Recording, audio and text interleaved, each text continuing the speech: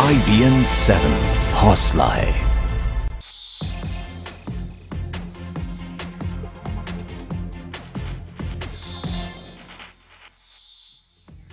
और 8 बजे की खबरों में अब हम बात करेंगे दिल्ली की।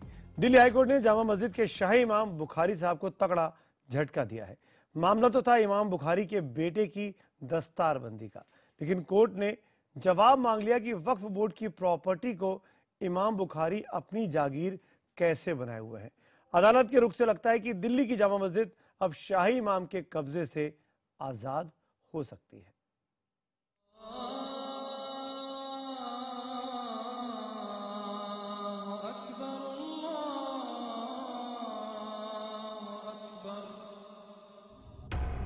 ऐतिहासिक जामा मस्जिद में शनिवार को होने वाले दस्तारबंदी समारोह को कानूनी मान्यता नहीं मिलेगी।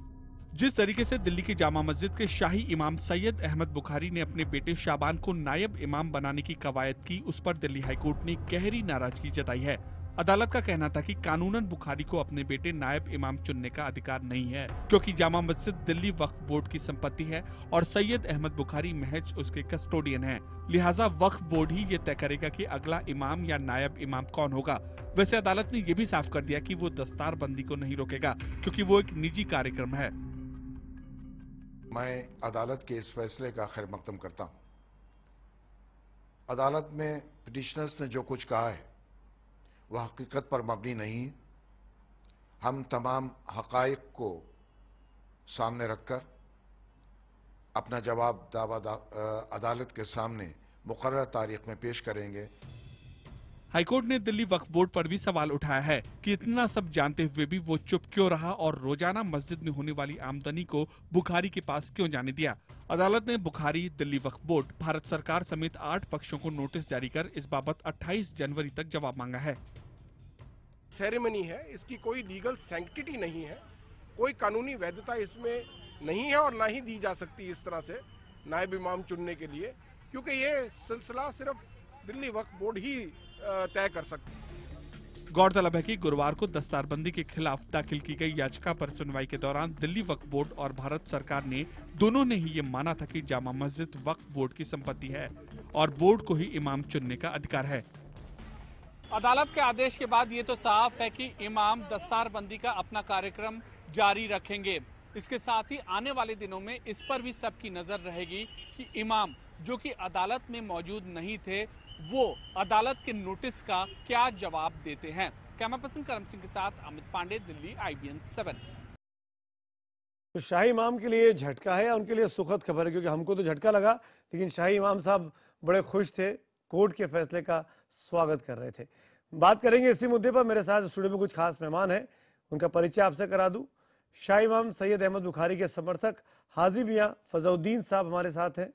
याचिकाकर्ता अजय गौतम मेरे साथ स्टूडियो में है और दिल्ली से गरीब नवाज फाउंडेशन के चेयरमैन अंसार रजा हमारे साथ जुड़ रहे हैं और साथ में वक्फ बोर्ड की सदस्य राणा प्रवीण सिद्दीकी जी हमारे साथ स्टूडियो में मौजूद हैं। आप सबके साथ चर्चा की शुरुआत करूं उसके पहले दर्शकों के लिए बताना बहुत जरूरी है कि आखिर दस्तारबंदी क्या होती है, क्योंकि बहुत से लोग नहीं जानते हैं दस्तारबंदी का मतलब क्या है। दस्तारबंदी का मतलब होता है एक बहुत लंबा सा कपड़ा, इस कपड़े से पगड़ी बांधकर विरासत सौंपी जाती है। यह प्रक्रिया 1656 से चली आ रही है, जब जामा मस्जिद बनी थी तभी से। तब शाहजहां ने उज्बेकिस्तान से गफ्फूर शाह को दिल्ली बुलाया था। गफ्फूर शाह को शाही इमाम की उस वक्त उपाधि दी गई थी। शाही इमाम का काम तब बादशाहों का राज्याभिषेक करवाना होता था। तब से लेकर आज तक इसी परिवार से जामा मस्जिद के इमाम बनते रहे हैं। यानी अगर आपको मंदिर की तरह बात की जाए तो जिस मंदिर में कोई पुजारी बन गया, मुख्य पुजारी बन गया, वो पुजारी अपने बच्चों को अपने परिवार में अपनी पगड़ी सौंप देता है और वो आगे उस मंदिर का बार बार पुजारी बनता रहता है। उस अंदाज में आप इस बात को समझ सकते हैं। अजय गौतम साहब, मेरा पहला सवाल आप ही से है।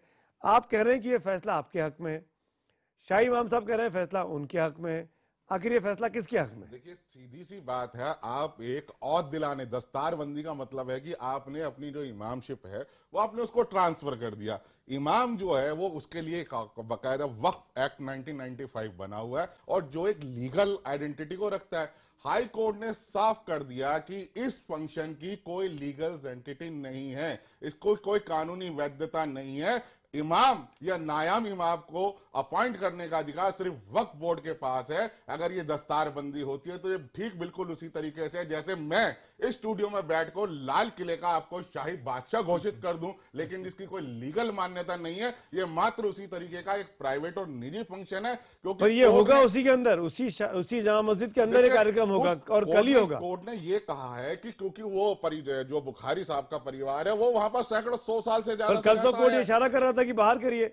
नहीं, वक्फ बोर्ड ने ये कहा कि कोई वक्फ बोर्ड देखेगा इंतजाम कि उनको कहां करना है, क्योंकि उस जगह की मैनेजमेंट का जो राइट्स है वो वक्फ बोर्ड के पास है। और कोर्ट ने पर यही वक्फ बोर्ड है, मेरे साथ बैठी हुई है प्रवीण जी, इन्हीं लोगों ने पहले बुखारी साहब के पिता को दिया चिट्ठी, उसके बाद इनको दिया। हो सकता है कि उनके दस्तारबंदी के बाद उनके सुपुत्र को दे दे। साल की देश को आजाद हुए 67 साल हो गए, लेकिन ये जो मस्जिद है, जो हिंदुस्तान की धरोहर है, जो एक ऐतिहासिक मोमेंट है, वो आज तक आजाद नहीं हो पाई। एक्ट बन गया 1943 में, एक्ट बना, उसका इंप्लीमेशन नहीं हुआ। उसके बाद एक्ट 1954 में बना, उसका इंप्लीमेशन नहीं हुआ। 1995 में बना, उसका इंप्लीमेशन नहीं हुआ। 2013 अजय गौतम जी की बातों को सुनकर क्या लग रहा है जी? पंडित जी की बातों को सुनकर लग रहा है कि पूरी तरीके से कोर्ट का फैसला इनके हक में है, और ये बात जो दस्तारबंदी आप लोग कल करने वाले हैं वो उसका कोई मतलब नहीं है। अपने घर में आप कुछ भी बन जाइए, अपने आप को भारत के प्रधानमंत्री घोषित कर दीजिए, उसकी कोई सैंक्टिटी नहीं है। पहले तो मैं आपकी बात को जो अभी आपने शुरू में की है कि शाहजहां के वक्त से 400 साल से यही परिवार इमाम बनता चला आ रहा है, एक बात हुई। दूसरी बात ये कि इमाम को शरई तौर पर ये और मुख्तदियों को, जो नमाजी उनके पीछे नमाज पढ़ रहे हैं, उनको ये है कि वो अपना नाइब मुकर्रर करें। मैं ये नहीं कह रहा कि वक्फ बोर्ड क्या कहता है, कानून क्या कह रहा है।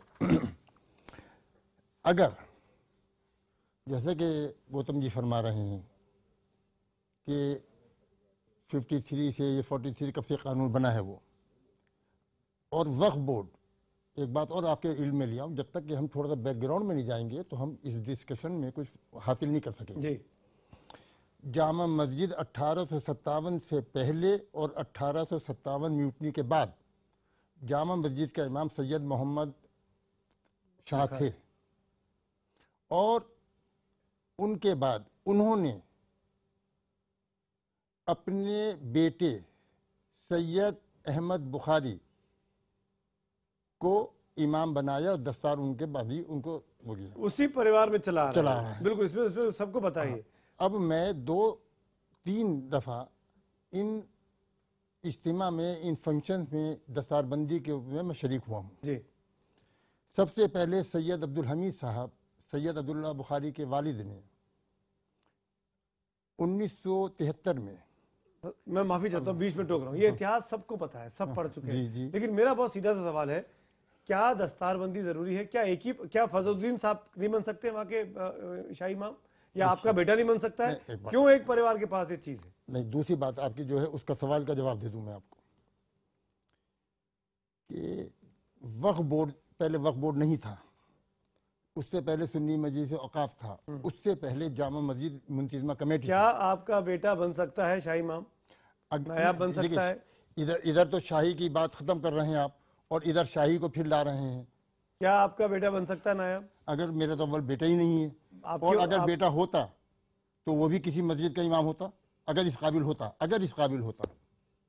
प्रवीण जी, क्या आपका वक्फ बोर्ड शाही इमाम के दबाव में काम करता है? क्यों एक ही परिवार के पास ये परंपरा चली आ रही है? नहीं, ऐसा नहीं है। हम लोग तो करते हैं as per the provisions of the act, हम एक्ट करते हैं, और अगर किसी की भी एप्लीकेशन आती है उसको कंसीडर किया जाता है इमामत के लिए, और फिर उनको इमाम मुकर्रर किया जाता है। शाही इमाम साहब ये जो अपने को कहते हैं शाही, वो यूज़ करे, चाहे वो लॉर्ड यूज़ करे, चाहे प्रिंस यूज़ करे, वो उनका अपना क्वाइंट वर्ड है, क्योंकि उनकी फैमिली में शाही ज़माने से चली आ रही है इमामत, इसलिए वो शाही लगाते हैं। तो उस पर हमारी तरफ से कोई रोक नहीं हो सकती, ये उनकी अपनी मर्जी है कि वो शाही यूज़ कर रहे हैं, हमने नहीं उनको ये टाइटल दिया है। आप शाही पे सवाल ही नहीं है, मेरा सवाल ये है कि इनके परिवार के अलावा बाहर के आदमी क्या एप्लीकेशन देता है? कितनी एप्लीकेशन है आज तक आपके मैं आपको बता रही हूँ कि अपॉइंटमेंट जो होता है वो जब वक्फ बोर्ड में कोई अप्लाई करेगा तब हम उसको कंसीडर करेंगे, इसकी क्वालिफिकेशंस, उसका कैरेक्टर, कितनी एप्लीकेशन आई आपके पास? अभी कोई भी नहीं आई, इनकी खुद की नहीं आई है।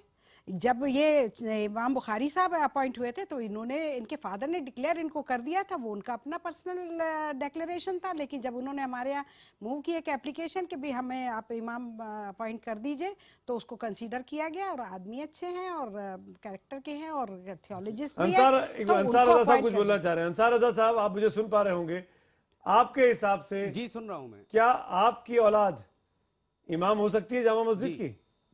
क्या आप लोग दावा करेंगे? बिल्कुल हो सकती है। आप दावा करेंगे? बिल्कुल दावा कर सकते हैं, बिल्कुल दावा कर सकते हैं। हम हिंदुस्तान का कोई भी मुस्लिम सहीउल अकीदा जामा मस्जिद का इमाम बन सकता है।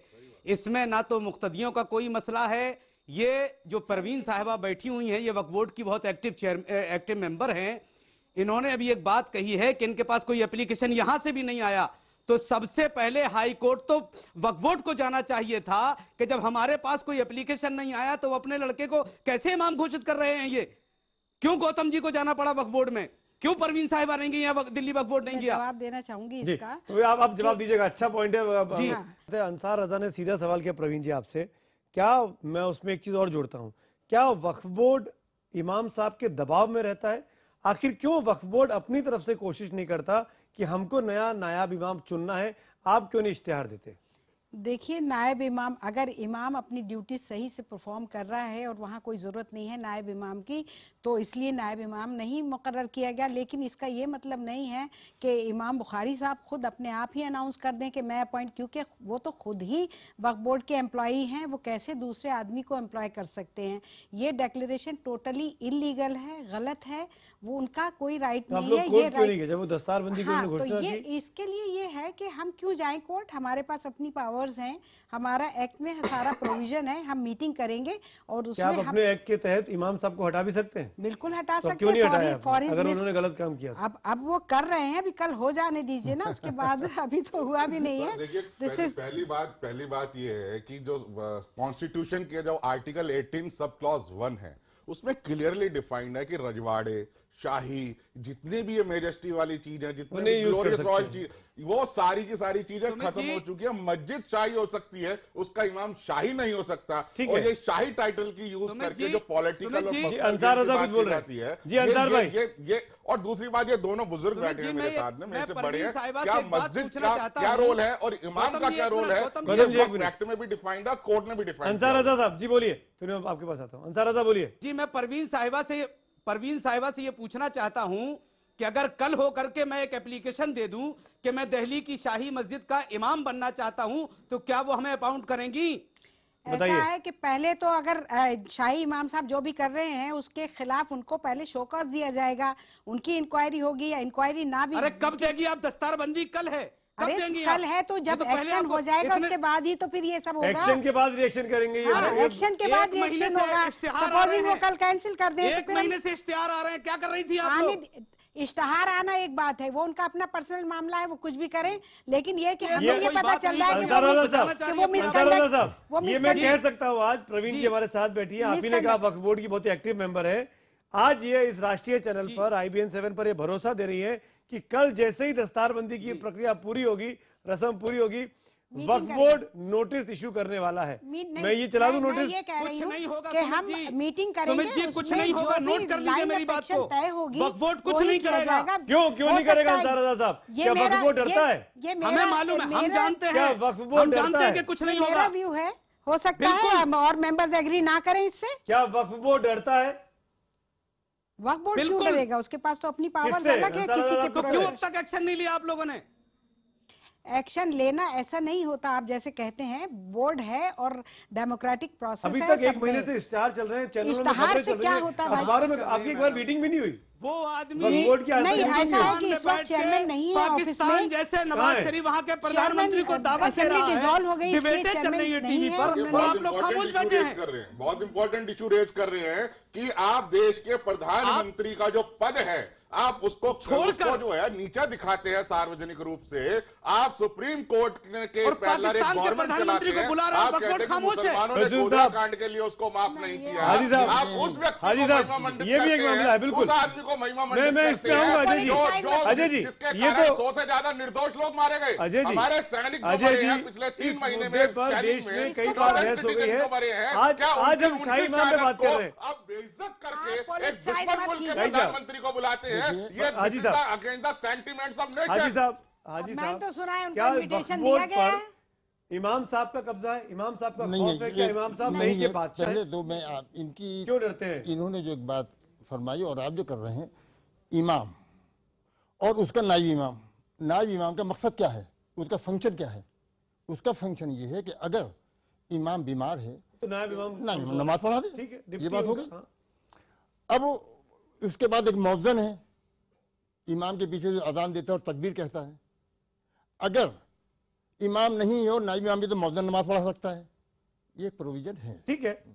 दूसरी बात ये, मेरा सवाल बहुत सीधा था, आप अभी तक मुझे सेटिस्फाई कर पाए कि उनके परिवार से ही क्यों होगा? क्या नायाब इमाम बनने के लिए पेपर में विज्ञापन नहीं निकल सकता है? क्या आपका बेटा प्रवीण जी का घर का आदमी या अंसार रज़ा साहब के घर का आदमी, उनका बेटा क्यों नहीं बन सकता है? ये हेरिडिटी मैं नहीं बता रहा हूँ, नहीं है तो फिर क्यों ऐसा हो रहा है? फिर आपका वक्फ क्यों नहीं इंटरवीन करता है? ये तो अंसार रज़ा सवाल उठा रहे हैं। नहीं सुनिए, हो सकता है नहीं हो सकता, उसको तो अलग बात रखी है। एक बात जो मैं अर्ज कर रहा हूँ सुनिए, कि वक्फ बोर्ड नहीं था, सुन्नी मजलिस औकाफ था, वो थे, उन्होंने उनको कायम किया। अब वक्फ बोर्ड ने उनको क्यों नहीं नोटिस दिया?